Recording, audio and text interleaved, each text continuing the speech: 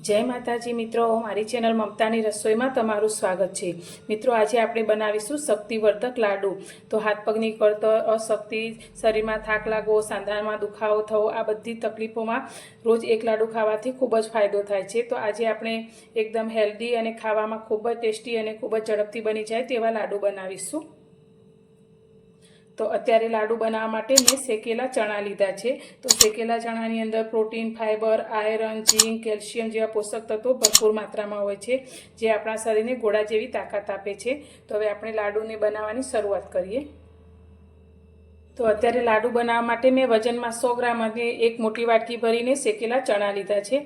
तो चनाने आपणे पहेलेथी शेकेलीने लीधा है, एटले तेने आपणे शेकवानी जरूर नथी। तो आगळनी जे वस्तु लाडूमां उमेरवानी छे तेने आपणे शेकी लईशुं। अत्यारे गैस पर आपणे कढ़ाईने गरम करवा माटे राखी लीधी है। तो तेनी अंदर अत्यारे आपणे मखाना लईशुं। तो मखाना अत्यारे मैं 100 ग्राम जेटला लीधा है। तो मखानानी अंदर पण प्रोटीन, फाइबर अने कैल्शियम खूब ज सारा प्रमाणमां होय छे। तो मखाना खावाथी वजन पण ओछुं थाय छे अने ब्लड शुगर, ब्लड प्रेशर पण कंट्रोलमां रहे छे अने हाडका माटे पण आ मखाना खूब ज फायदो करे छे। तो दांत अने हाडकाने पण मजबूत करे छे। तो खूब ज फायदाकारक एवा मखानानो उपयोग पण आपणे आ लाडूनी अंदर करीशुं। तो मखानाने आपणे थोड़ीवार माटे रोस्ट करी लईशुं। मखाना पण आपणा सारी रीते रोस्ट थई गया छे। तो हवे तेने आपणे एक बाउलनी अंदर काढी लईशुं अने थोड़ीवार माटे ठंडा थवा दईशुं।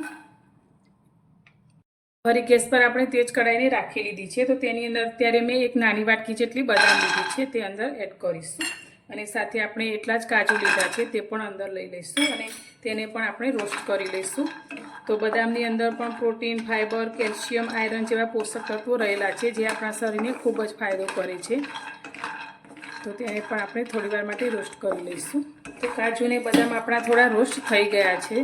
तो अत्यारे तेनी साथे मैं अत्यारे 10 થી 12 नंग काळा मरी लीधा है, ते अंदर एड करीशुं। तो अत्यारनी ऋतुमां शरदी, कफ, खांसी जेवी तकलीफों वधी जती होय छे।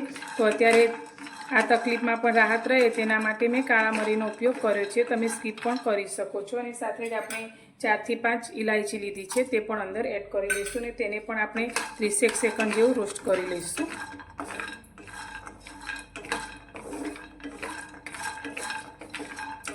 तो बधी ज वस्तु आपणी सारी रीते रोस्ट थई गई है। तो गैसनी फ्लेम बंद करीशुं अने आने आपणे थोड़ीवार माटे ठंडू करी लईशुं। अत्यारे मैं आ रीते एक मोटो मिक्सर जार लई लीधो छे। तेनी अंदर अत्यारे आपणे शेकेला चना लई लईशुं। तो अत्यारे पोतरा साथे ज आपणे तेने पीसवाना छे। तो तेने पीसी अने आपणे तेनो एकदम झीणो पाउडर जेवो तैयार करी लईशुं। चनाने पण आपणे पीसी लीधा छे। तो एकदम सरस एवो फाइन पाउडर आपणे तैयार कर्यो छे। तो तेने आपणे एक वासणमां काढी लईशुं।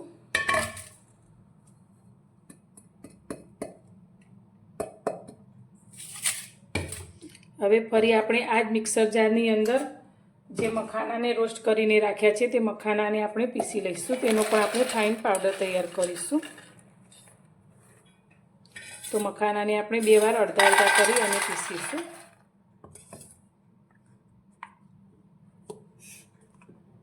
मखानाने पण आपणे पीसी लीधा छे। तो तेने पण आपणे अंदर लई लईशुं। हवे आ ज मिक्सर जारनी अंदर आपणे जे बदाम, काजू अने इलायचीने रोस्ट करीने राख्या छे ते पण अंदर लई लईशुं अने तेनो पण पीसी अने आपणे फाइन पाउडर तैयार करी लईशुं।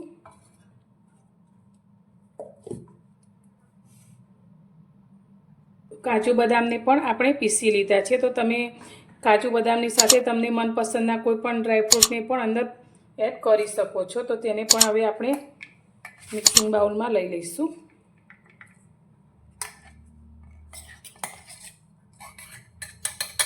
बधी ज वस्तुने आपणे रोस्ट करी अने आ रीते पीसी लीधी छे। तो अत्यारे मैं 1 वाटकी सूका नारिયેળનું छीण लीधुं छे, ते अंदर एड करीशुं। तो आ रीते जे नारिયેળનો गोळो आवे छे तेने मैं आ रीते पाछळना भागने काढी अने तेने मिक्सरमां क्रश करी अने तेनुं छीण तैयार कर्युं छे। तो सूका कोपरामां पण fibre, protein, calcium, potassium, iron अने विटामिन सी खूब ज सारा प्रमाणमां होय छे, जे शरीरमां खूब ज सारो एवो फायदो करे छे। तो आपणे कोपरानुं छीण पण अंदर एड कर्युं छे। तमारे न एड करवुं होय तो तमे स्कीप पण करी शको छो। हवे बधी ज वस्तुने आपणे सारी रीते मिक्स करी लईशुं। આપણે ગેસ પર કઢાઈને ગરમ કરવા માટે રાખી લીધી છે। તો તેની અંદર અત્યારે આપણે 2 મોટી ચમચી ઘી એડ કરીશું।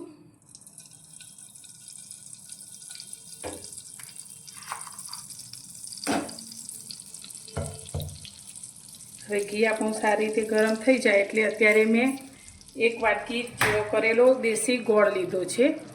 તો વજનમાં 200 ગ્રામ જેટલો આ ગોળ છે તેને અંદર આપણે લઈ લઈશું.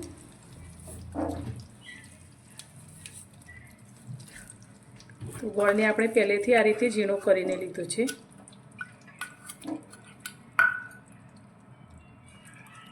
તો હવે આપણે ધીમા ગેસની ફ્લેમ પર આ ગોળ એકદમ સરસ રીતે ઘીમાં ઓગળી જાય ત્યાં સુધી આપણે તેને ગરમ કરીશું. તો ગોળનો આપણે કોઈ પાયો નથી કરવાનો, પણ તેને ઘીની અંદર સારી રીતે ઓગાળવાનો છે. તો ગોળની અંદર આયરન, કેલ્શિયમ, મેગ્નેશિયમ, ઝીંક અને ઘણા બધા વિટામિન હોય છે, જે આપણા શરીર માટે ખૂબ જ સારો એવો ફાયદો કરે છે. એટલે આપણે અત્યારે ગોળનો ઉપયોગ કર્યો છે. તમે ગોળની જગ્યાએ સાકર અથવા ખાંડનો ઉપયોગ પણ આ લાડુની અંદર કરી શકો છો. તો અત્યારની ઋતુમાં શરદી, ખાંસી, કફ જેવી તકલીફ થતી હોય છે, તો ગોળનો ઉપયોગ કરવાથી તેમાં ઘણી રાહત થાય છે.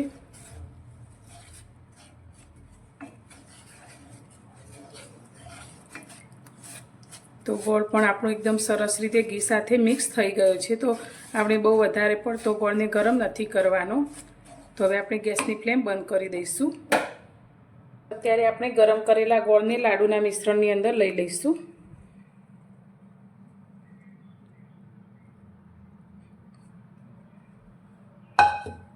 અને તેને આપણે સારી રીતે મિક્સ કરીશું.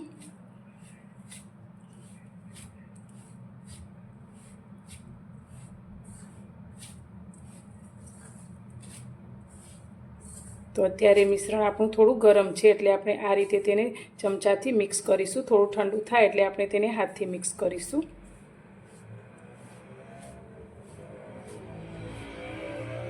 તો લાડુનું મિશ્રણ આપણું થોડું ઠંડુ થઈ ગયું છે. તો આ રીતે હાથથી અટકી શકાય તેટલું ઠંડુ થયું છે. તો હવે આપણે આમાંથી લાડુ વાળીશું.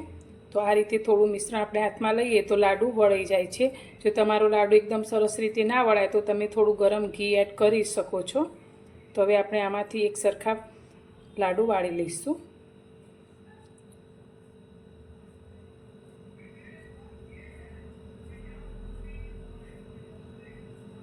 તો આ રીતે આપણે નાની નાની સાઈઝના બધા જ એક સરખા લાડુ વાળીને તૈયાર કરીશું.